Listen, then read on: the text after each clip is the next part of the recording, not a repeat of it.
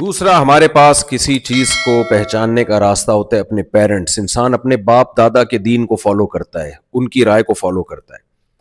لیکن اگر ہم اس کو بنیاد بنائیں تو اگر باپ دادا خود غلط راستے پر ہوئے, اولو کان آباؤہم لا یعقلون شیئا ولا یہتدون, مشرکین مکہ سے جب کہا جاتا تھا تم اپنے ہاتھوں سے پتھروں کو بناتے ہو اور پھر ان کو خدا کہہ کے ان کے سامنے جھکتے ہو, الہم ارجل یمشون بہا, کیا ان کے پاؤں ہیں جن سے یہ چلتے ہیں, ام لہم ایدی یبطشون بہا, ان کے ہاتھ ہیں جس سے یہ پکڑتے ہیں, ام لہم اعین یبصرون بہا, ان کی آنکھیں ہیں جن سے یہ دیکھ سکتے ہیں.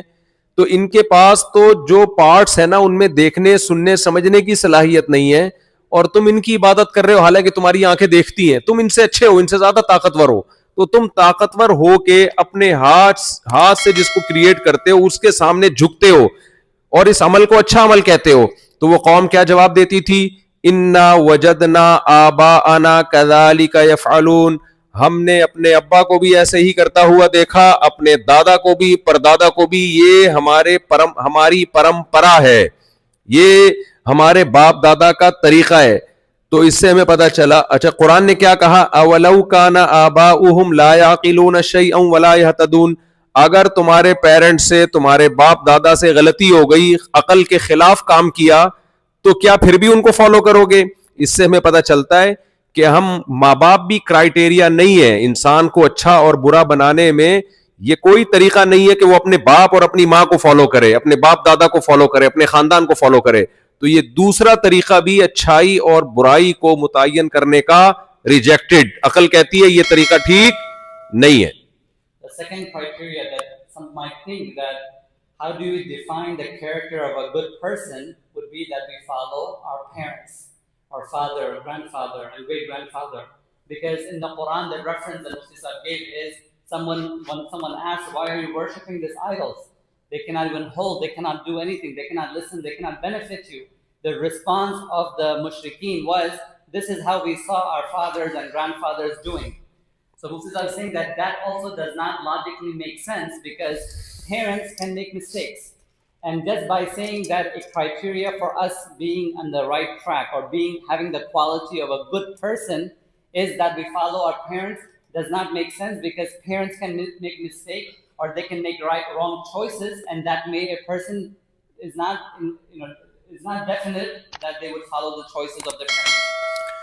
تیسرا طریقہ ہمارے پاس یہ ہو سکتا ہے کہ سلیکٹڈ لوگ جو بہت عقل مند ہوں, بہت ذہین لوگ ہوں, ان کو یہ اتھارٹی دی جائے کہ وہ بیٹھ کے فیصلہ کریں کہ انسان کے لیے کون سے کام ایسے ہیں جو اگر وہ کرے گا تو اچھا انسان کہلائے گا, اور کون سے کام ایسے ہیں جن کو برا عمل قرار دے دیا جائے. تو سلیکٹڈ لوگ ہوں, قوم کے ذہین سمجھدار لوگ ہوں, وہ عقل سے فیصلہ کریں کہ یہ کام کرنے کا ہے اور یہ کام نہیں کرنے کا, یہ لیگل ہے, یہ انلیگل ہے, اس سے کرنے سے تم اچھے انسان کہلاؤ گے, گڈ پرسن کہلاؤ گے, نائس پرسن کہلاؤ گے. ہم کہتے ہیں نائس ٹو میٹ یو, کہتے ہیں نا آپ سے مل کے مجھے خوشی ہوئی ہے. تو اچھے آدمی سے مل کے خوشی ہوتی ہے نا, برے آدمی سے مل کے تھوڑی خوشی ہوتی ہے. تو کون اچھا ہوگا کون برا ہوگا یہ طے کریں گے قوم کے ذہین اور عقل مند لوگ. جی. So the third criteria that Mufti Sahib is explaining is, some might think that why don't we select few intellectuals and those who are the leaders of the community, and they will define the criteria for being the good person that we are talking about. We spoke about culture, we spoke about the parents.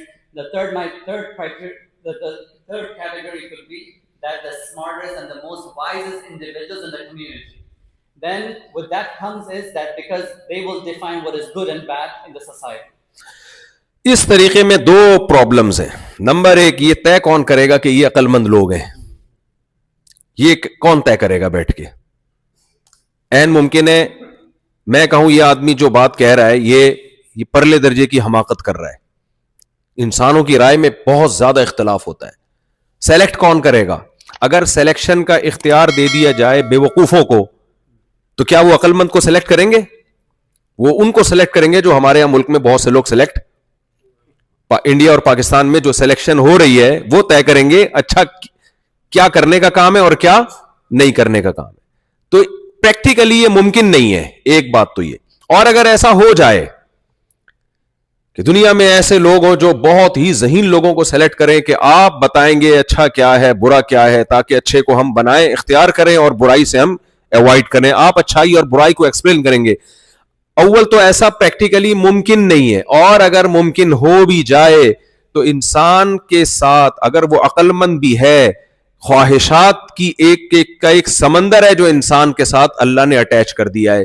بہت دفعہ ہماری عقل کہہ رہی ہوتی ہے کہ یہ غلط کام ہے, لیکن ہم اس کو غلط اس لیے نہیں کہتے کہ ہمیں خود وہ کام چھوڑنا پڑ جائے گا, اور انسان پھر وہاں اپنی خواہشات کے آگے ہتھیار ڈال دیتا ہے.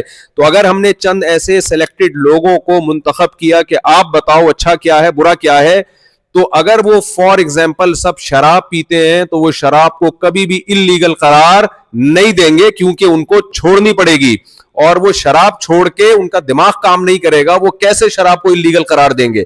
اگر ان سب کی گرل فرینڈ ہے اور وہ سب زنا کرتے ہیں تو کبھی بھی وہ زنا کو غلط ہونے کے باوجود بھی انلیگل اور برا قرار, آپ لوگ میرے سینٹنس کو مکمل کریں, وہ برا قرار نہیں دیں گے. اگر ان سب نے اپنے ابا اور اماں کو اولڈ ہاؤس میں جمع کرایا ہوا ہے تو وہ ابا اور اماں کو گھر میں رکھ کے ان کی خدمت کرنے کو اور ان کو اولڈ ہاؤس میں جمع کرانے کو انلیگل اور غیر قانونی قرار نہیں دیں گے. تو اس سے صاف پتہ چلتا ہے یہ اتھارٹی چند چیزوں میں تو انسان کے لیے ایکسپلین کر سکتا ہے اچھا کیا برا کیا ہے, لیکن 100% انسان کے پاس یہ اتھارٹی نہیں ہے کہ وہ ہمیں بتائے کہ تم نے کس چیز کو اچھا کہنا ہے اور کس چیز کو برا کہنا ہے.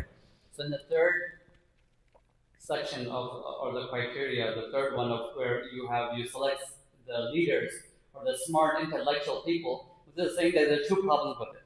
The first problem is who defines that person is smart. Like if you give an option to some people, those who are not intellectual themselves, and they all decide if they think this person is the smartest, yes, according to them, but it's not really a definite reason for everyone to agree that this person is smartest. So that's one issue, that no one will be very difficult for people to agree that this group of people are the smartest. Now, if for example, they have selected a smart person, then he's saying that the nature of human being is such that we are surrounded with our desires. Allah has created us to be surrounded with our desires.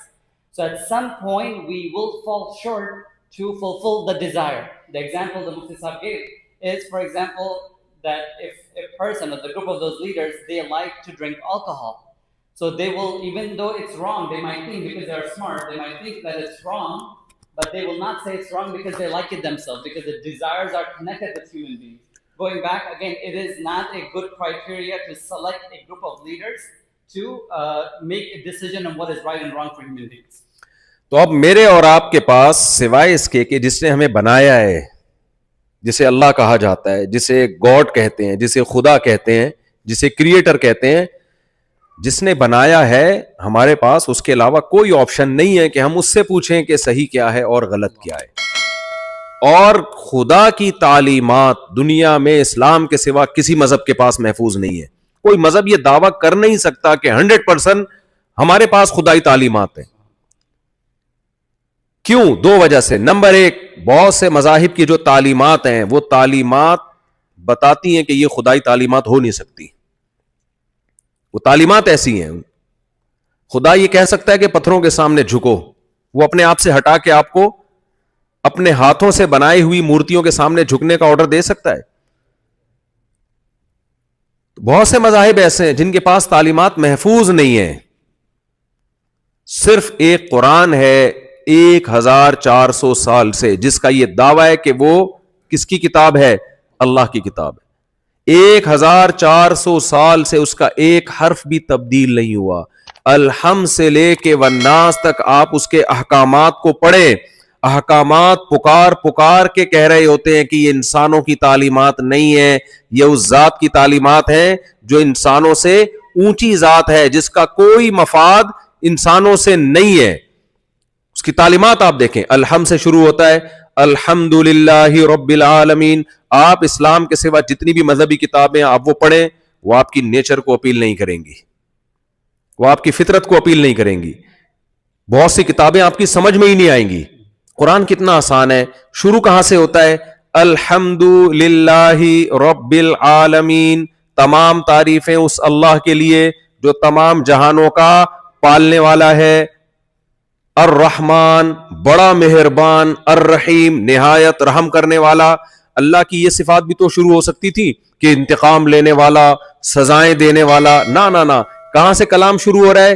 بڑا مہربان، نہایت رحم کرنے والا، مالک یوم الدین. جیسے دنیا کا مالک ہے ایسے ہی ایک دن حساب و کتاب کا آئے گا، اس کا بھی مالک ہے.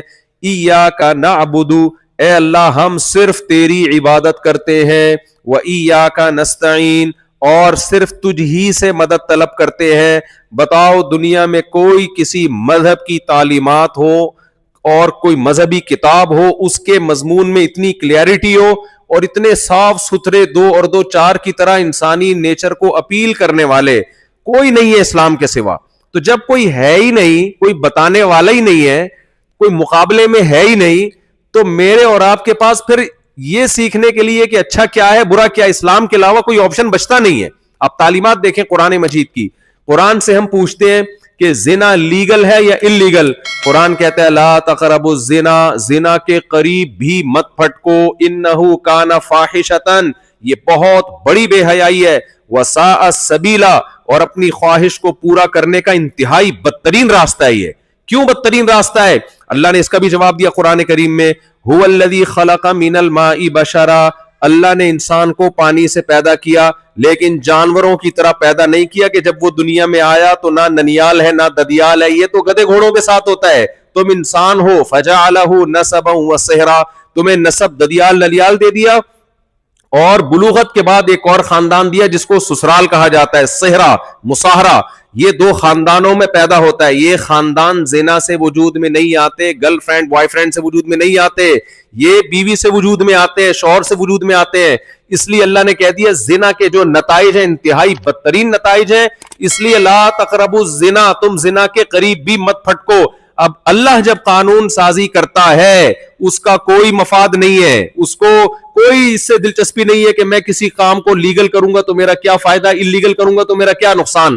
دنیا جب قانون سازی کرتی ہے تو اس میں سب سے پہلے اپنے آپ کو سامنے رکھتی ہے. وہ اللہ نے شراب کے بارے میں حکم نازل کر دیا، انما الخمر والمیسر والانصاب والازلام رجس.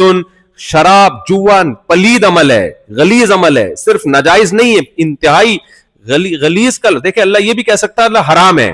اللہ نے پلید کہہ کے نا گھن آتی انسان کو گندگی سے، گو ہے، گوبر ہے، یہ اس کے قریب مت جاؤ.